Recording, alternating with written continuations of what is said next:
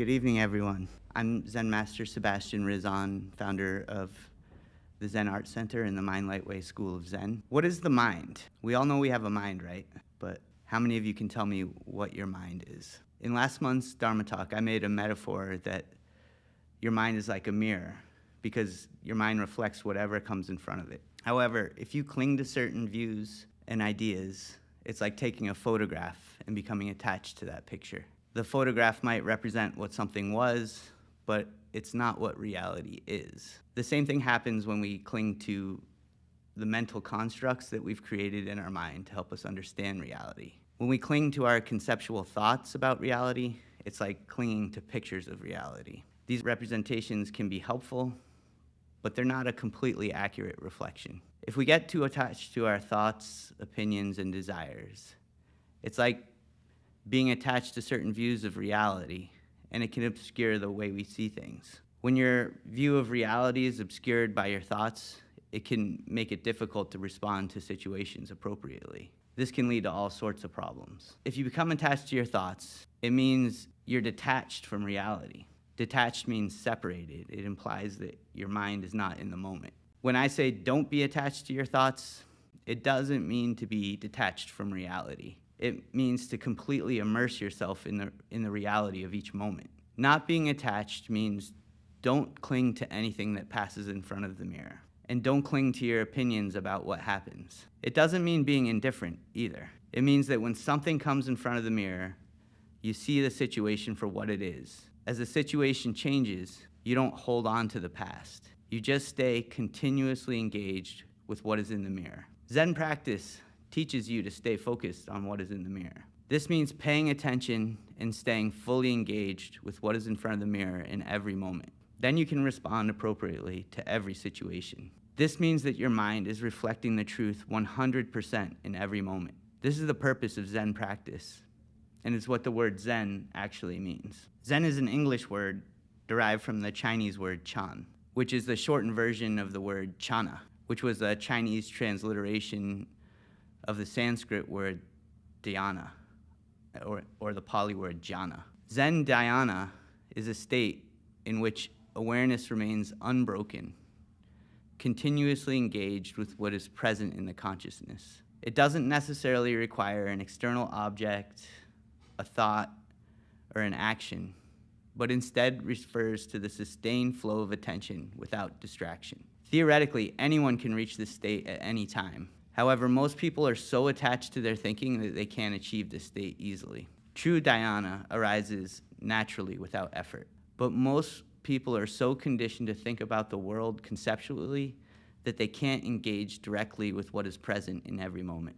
People constantly let their mind wander and cling to their thoughts and ideas about the world. So how can you let go of your thinking and desire to try to conceptualize and characterize everything you experience in the world? This is your koan for today. How can you let go? How can you focus your mind so that your experience is not being contaminated by your thoughts? A koan is a Zen technique that challenges you to transcend contemplation and thinking. It requires that you abandon all rational and logical reasoning in order to understand and experience what the koan is pointing to. Zen requires direct engagement with what is present in consciousness. True Zen requires complete and effortless focus in each moment. However, for most people, this is extremely difficult because their thoughts are constantly wandering off into the past or to the future or to think about another place, their job, or their family and friends. For most people, thoughts and ideas are constantly filling their mind. This is why learning how to focus on each moment usually requires some initial effort and practice. One way you can practice focusing your mind on the moment is through sitting meditation. Sitting meditation can help you learn to clear your mind of wandering thoughts, which helps you stay focused in each moment. In my past few Dharma talks, I've talked about how it's very hard to define what makes something physical. All of physical reality is composed of energy, and energy is just waves and excitations of some other medium. Waves of energy are like waves in the ocean. They appear out of the ocean, they rise and fall, and eventually they dissipate back into the ocean. They're impermanent. Everything we think of as physical is actually just waves and patterns of excitations of energy. Thinking that physical things are permanent things is like thinking a wave is permanent. If you think physical things can tell you the full story about our reality, it's the same as thinking that taking pictures of the waves on the surface of the ocean tells you everything about the ocean. Sure, it tells you certain things about the surface behavior that's true for certain periods, but it doesn't tell you much about the vast depths of the ocean. If you cling to these surface level ideas, you'll never understand the truth about nature. Someone asked me recently about karma and reincarnation, and I think this metaphor about the ocean could be helpful to understanding both of these ideas. If your mind is attached to your body and your sense of self, then you become attached to the karma of your body. If you're attached to your karma, it's like being attached to the waves on the surface of the ocean. When you're stuck on the surface of the ocean, you're constantly being pushed around by the different waves and excitations of the water. The surface energy is constantly pushing and pulling you. Clinging to the idea of physical reality is like clinging to the waves on the surface of the ocean that are constantly changing. If you're holding on to a wave, what are you actually holding on to? Our mind can hold everything in the universe and everything in nature. However, the mind can't really hold anything physical because everything physical is just waves and excitations of energy. The true nature of our mind is also not physical. It's empty. However, it's not empty like physical space. This room is an empty physical space, but if you had enough things to put in it, eventually you could fill it. Your mind is different because no matter how many things you put in your mind, it's still empty and it can never be filled. It's fundamentally not physical. So no matter what you put into your mind, it never changes. It never changes its volume, it never changes its mass. It's always empty. The contents of your mind can change, but the mind itself never changes. It's always empty. The emptiness of your mind is like a vacuum that creates the potential for all of the forces in our universe. This vacuum of potential energy is the creative energy that pulls all things into existence. This pull is what creates the waves and excitations of energy that become the things that we perceive as reality. The waves and excitations of energy are the same forms of energy that make up your body and hold it together. However, this is still just a surface level understanding because we all understand that below the surface of every living being, there's a mind. But as your body grows and moves around, it begins to create its own energy and momentum. This is what creates your karma. This is what we call karma. Everything physical, including your body, is really just a pattern of energy that we perceive in our mind. Try to imagine that everything we perceive as physical is a pattern of swirling energy, like a whirlpool in the ocean. As your mind begins to recognize patterns in these swirls of energy, it begins to differentiate between these things as separate entities. In order to gain an understanding of its universe, the mind creates mental constructs to differentiate between these patterns. It then creates conceptual boundaries and a mental framework of associations to categorize these different swirls of energy. As the mind develops this type of conceptual thinking, it begins to identify parts of itself within these swirls of energy. If the mind becomes too attached to identifying with these parts of itself, it develops the delusion that these swirls of energy that form the parts of itself are the entirety of itself. As self-aware humans, we create labels for all of these things we associate with ourselves. We use words to label our world, our body, and the parts of our body. In English, we made the word head to describe this part of our body, and we made the word hand to describe this part of our body. In truth, there's no separation. It's all our body. We just separate the different parts with these mental constructs. We also created the mental framework of association to say that our head and hand are part of our body. Most of the time, we feel like our mind is in our head because we're focused on perceiving things through our eyes, our ears, our smell, and our taste. But if you pinch your finger, it feels like your mind is in your hand. You can also stare into the night sky, gazing at the stars, and feel like your mind is traveling across the universe. In truth, the mind is in all of these places, not just in certain parts. Perhaps we should also consider that the entire universe is part of our celestial body as well. All of our confusion arises from the perceptions of our body. All of these patterns and bodies of swirling energy in the universe are what grab your attention and consume your mind and keep it attached to the things that we perceive on the surface. The energy pattern that makes your body is what you perceive as the origin of your perceptions. So it becomes what you identify as yourself.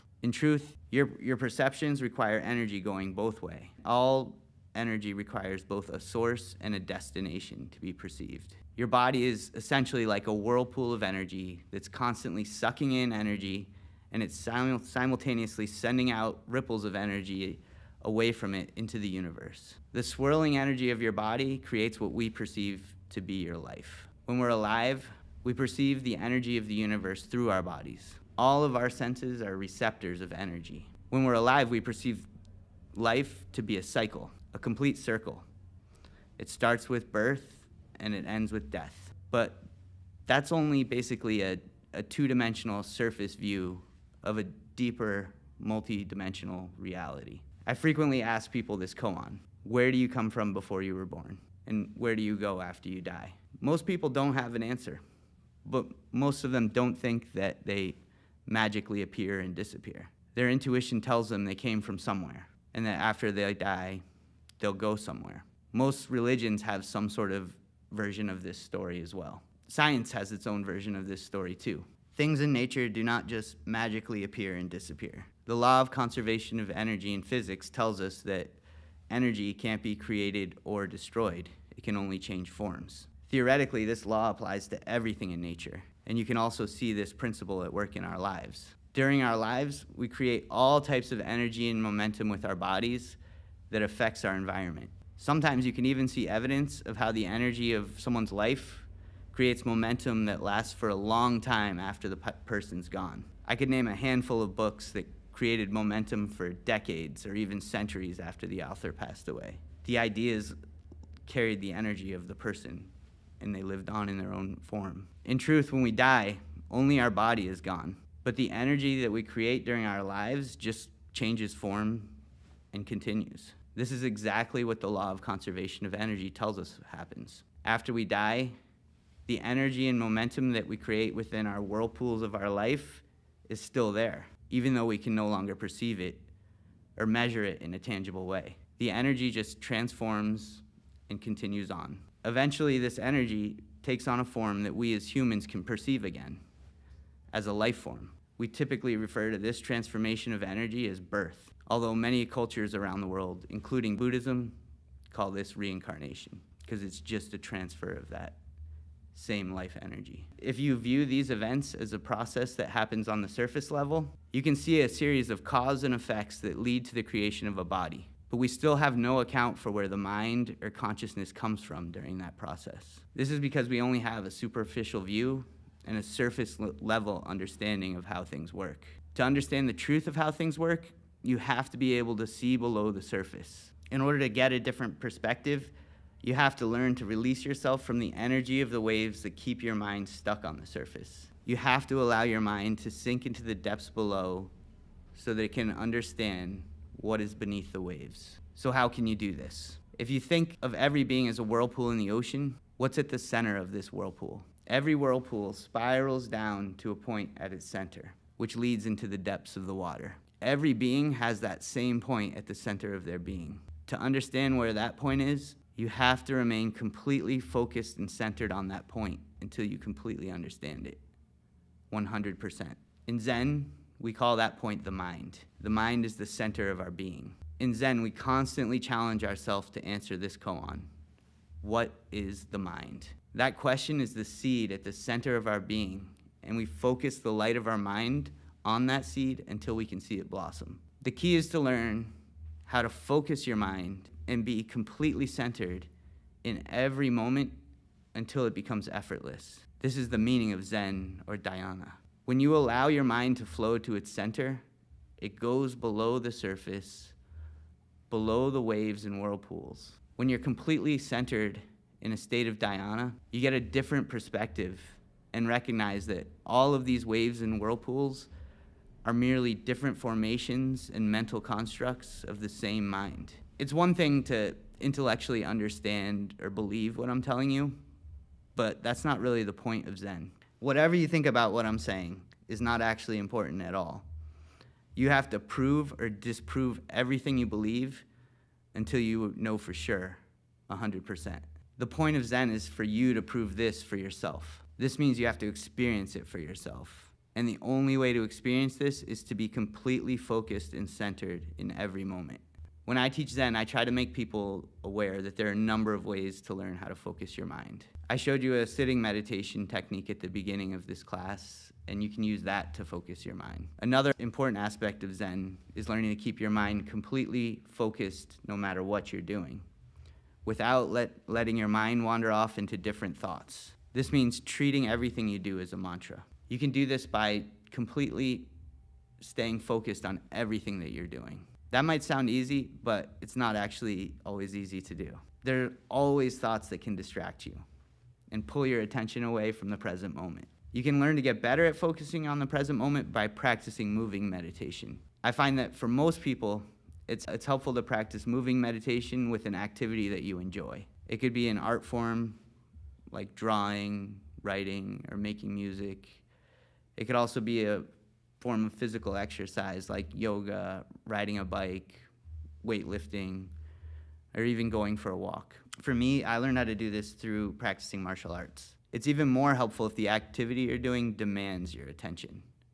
But it really doesn't matter what the activity is, as long as you can stay focused. When you can effortlessly sustain a flow state where your actions flow through you without thinking, that's dhyana, that's Zen. For most people, focusing their mind takes practice. To get better at this, I'd recommend setting a small part of your day aside and practicing sitting and moving meditation, even if it's just for 5 minutes for each day. The consistent practice every day is the most important part of getting better. If you practice every day, your body will become very familiar with what you're doing, and eventually it will stop resisting your mind. Then your mind can release itself from the grips of energy that are always pulling it back to the surface. You can always expand your practice, but always try to do at least some minimum amount of practice every day. Consistency is the key. If you keep practicing like this, you can reach an effortless state of flow in everything you do,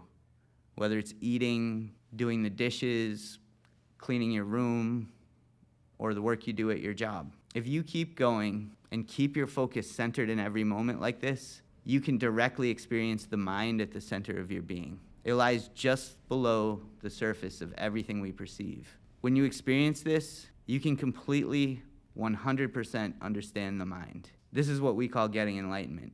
When you experience the depth of the mind, you'll realize that everything physical, including you and I, are just like whirlpools and waves in the same ocean of the mind. I hope you all can experience this for yourself, and I wish you good luck and good fortune on your journeys.